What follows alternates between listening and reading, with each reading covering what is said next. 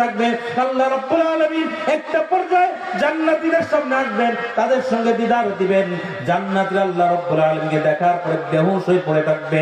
হাজার হাজার বছর পার হয়ে যাবে।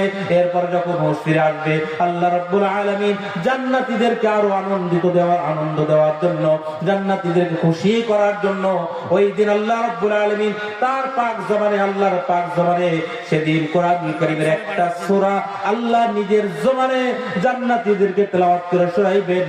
ওই সূরাটার নাম হলো সূরাতুর রহমান। সেই সূরার নাম কি? যেই সূরার প্রথম ছোট ছোট 4টি আয়াতে কারিমা তেলাওয়াত করেছি। কয়টা আয়াত? কোরআনুল কারীমের আগেই বলেছি আমি, কিচ্ছা কাহিনী বলে অন্যান্য কথা বলে সময় নষ্ট করব না।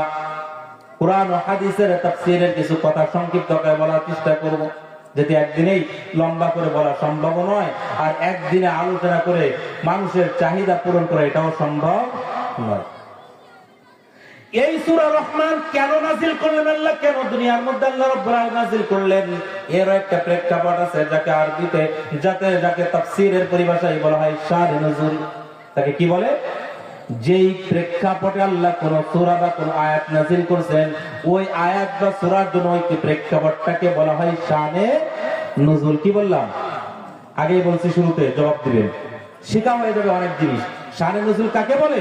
কোরআন এর কোন আয়াত বা কোন সূরা যেই ঘটনাকে কেন্দ্র করে প্রেক্ষাপটে নাযিল হয়েছে, অবতীর্ণ হয়েছে, ওই ঘটনা বা প্রেক্ষাপটকে ওই আয়াত বা সূরার জন্য কি বলে? শানে নুজুল।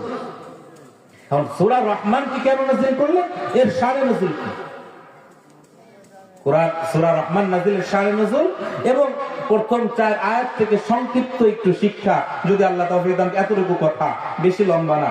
সেটা হলো কি, এই সূরা নাযিলের আগে আল্লাহ রাসূল সাল্লাল্লাহু আলাইহি ওয়াসাল্লাম আল্লাহ রাব্বুল আলামিনের পরিচয় তার গোত্রের মাঝে, মক্কার মাঝে দাওয়াত দিতে লাগলেন। আল্লাহ রাব্বুল আলামিন পরিচয় ধরলেন।